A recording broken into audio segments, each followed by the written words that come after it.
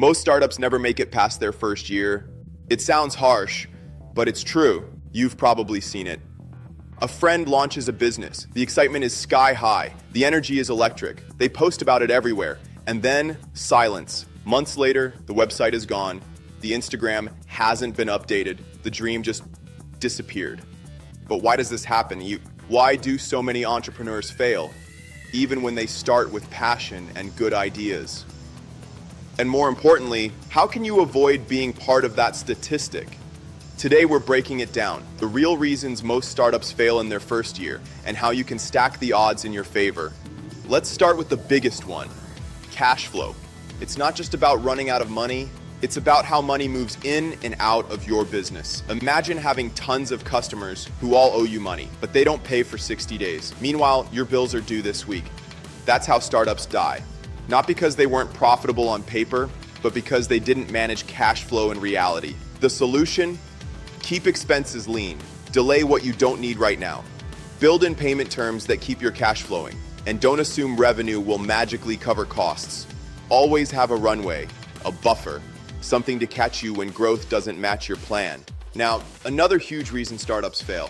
No real market need. People fall in love with their idea. They think, this is genius. Everyone's gonna want it. But then nobody buys. Why? Because the product solved a problem no one really had. Think about it. Some of the best businesses weren't built on cool ideas. They were built on real pain points. Uber didn't succeed because apps are cool. It succeeded because people hated waiting for taxis and wanted a faster, easier solution. So before you build, test, talk to people, get real feedback, ask hard questions. Would you actually pay for this? If the answer's not an immediate yes, be cautious. Now let's talk about the founder themselves. A lot of startups fail not because of the idea, but because of the people behind it. Lack of focus, lack of resilience, maybe even ego. Starting a business is brutal. You'll face rejection, setbacks, constant pressure. Some people can't take it, they quit too early, or they waste time chasing shiny distractions. How do you avoid this? Build discipline.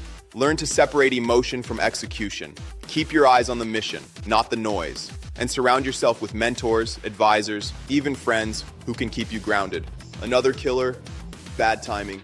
You could have the perfect product at the wrong time, too early and the market isn't ready, too late, and competition eats you alive. Think about companies like Webvan, an online grocery delivery service in the 90s. Brilliant idea, terrible timing. They were too early. Fast forward to now. Grocery delivery is huge, but they didn't survive long enough to see it. Timing is tricky because you can't control it, but you can test demand. Look at trends, study adoption curves. Pay attention to whether people are already showing behaviors that match your solution. That's a good sign you're on the right track. And then there's marketing. Too many startups think if I build it, they will come. Wrong. You could have the best product in the world, but if nobody knows about it, it doesn't matter. Marketing isn't an afterthought. It's survival. Great founders obsess over distribution. How do I get this in front of the right people, at the right time, in the right way? It doesn't have to be expensive. It has to be consistent. Social media, content, partnerships, word of mouth. Whatever channels fit your audience, use them relentlessly.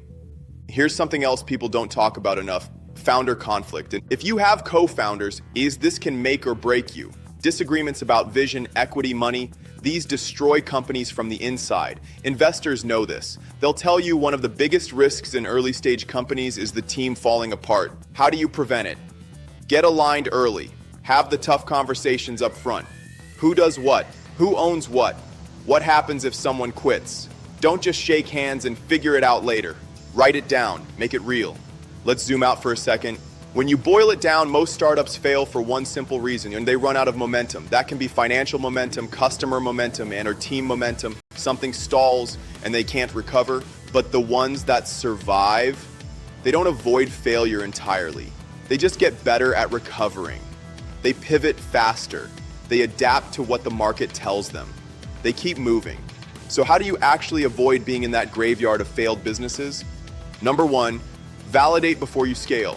Don't blow all your money and time on a full launch until you know people want what you're selling. Start small. Sell to 10 people. If you can't sell to 10, you won't sell to 1,000. Number 2, master your numbers. Know your costs. Know your margins. Know your cash flow runway, down to the week. A founder who doesn't know their numbers is flying blind, and blind founders crash. Number 3, build relationships. Customers, mentors, peers, even competitors. Relationships open doors. The right partnership, the right advice, the right introduction could be the difference between shutting down and breaking through.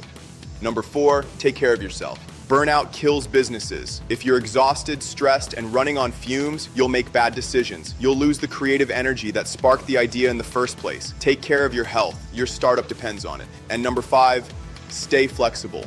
Rigid founders break when the market shifts. Flexible founders bend, adapt, and keep going.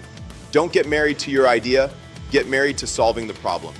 If the market wants a different version of your solution, listen, here's the truth.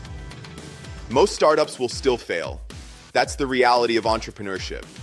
But if you learn from the mistakes we've talked about today, your odds go way up. Remember, failure isn't final. Every successful founder has failed before.